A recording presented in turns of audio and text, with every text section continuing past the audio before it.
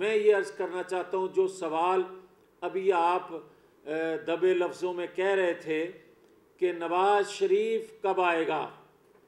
Nawaz Sharif London سے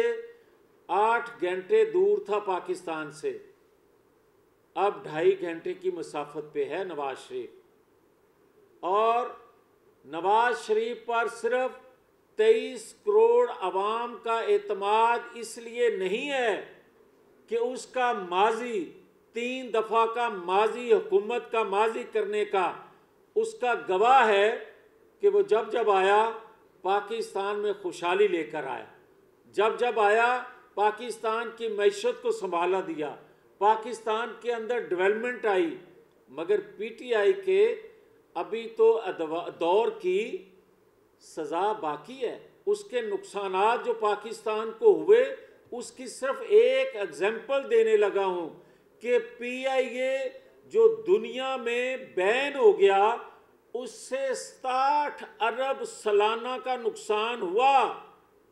ایک ان کے فیصلے سے۔ ابھی تو ایک لمبی لائن ہے جو ان کے کیے ہوئے فیصلوں سے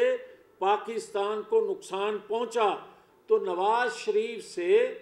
اداروں میں بیٹھے لوگ جو ہیں ریاستی اداروں میں